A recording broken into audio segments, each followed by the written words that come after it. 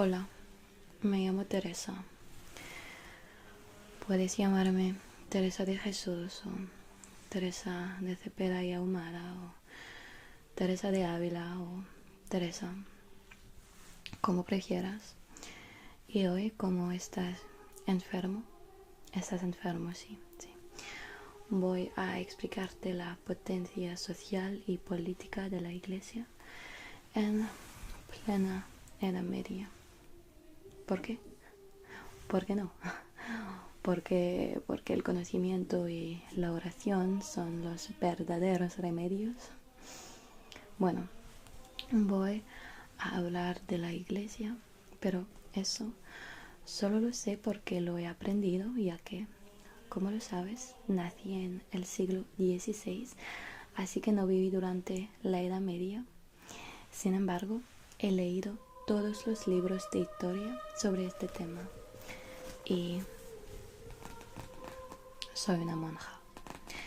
Así que la potencia de la Iglesia es como mi especialidad.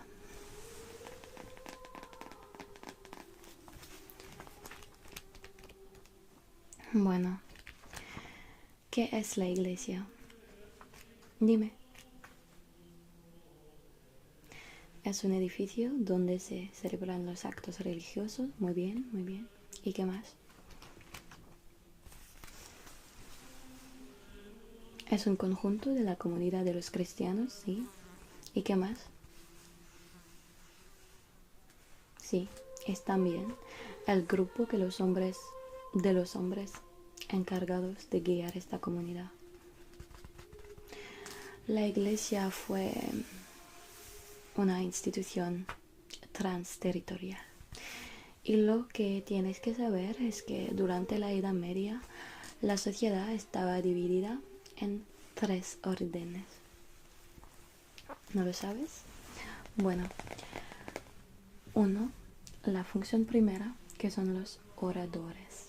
Los oradores. Sí, los oradores. Tienen que rezar, es decir, llevar la comunidad hacia la salvación. Sí, la salvación. Salvación. Y dos, la otra élite eran los defensores. Defensores. Eran guerrilleros y sus papeles fueron proteger y extender el dominio por las armas. Y tres, los labradores. Uf, uf. Los labradores que tienen que cultivar la tierra para alimentar los dos otros órdenes. Sí, es lógico. Bueno, los oradores, los labradores, no, los oradores, los defensores y los labradores. ¿Entiendes? Bueno, el clero, los oradores, se dividen en 2 grupos. ¿Lo sabes? No lo sabes, por supuesto, no lo sabes. No sabes nada. 1. El clero secular. 2. El clero regular.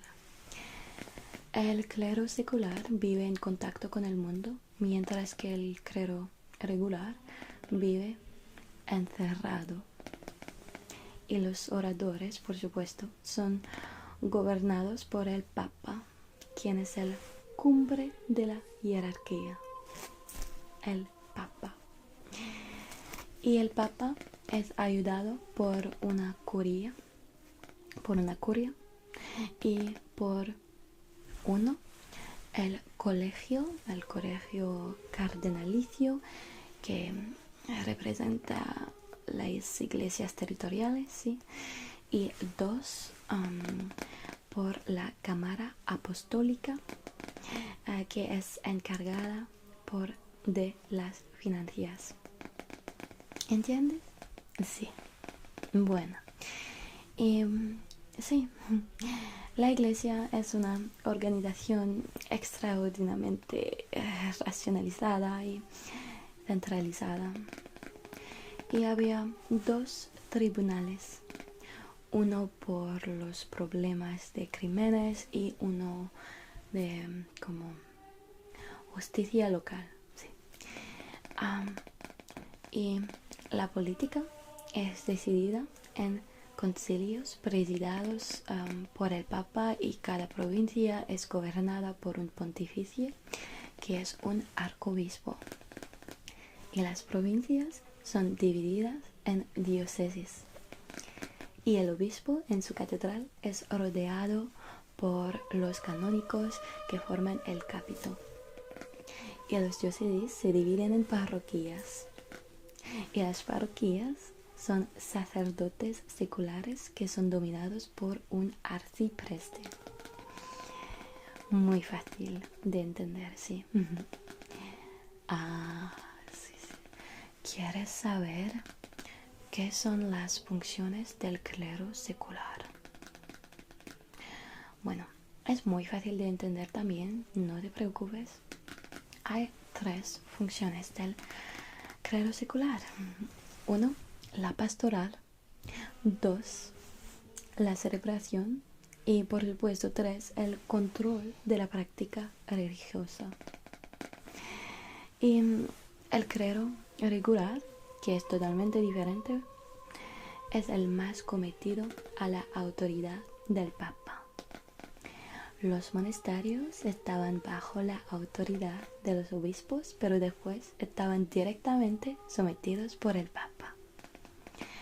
Y por supuesto, los reyes intentaron influir el clero secular y regular, ¿sabes?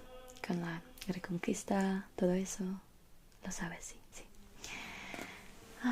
Clero secular, clero regular. ¿Tienes una pregunta? Sí, te escucho. ¿Qué es el fundamento de la potencia eclesiástica? Tu pregunta es muy relevante. Bueno, la Iglesia monopoliza la transmisión y la conservación del saber escrito. ¿Por qué? Porque solo los eclesiásticos copian y escriben.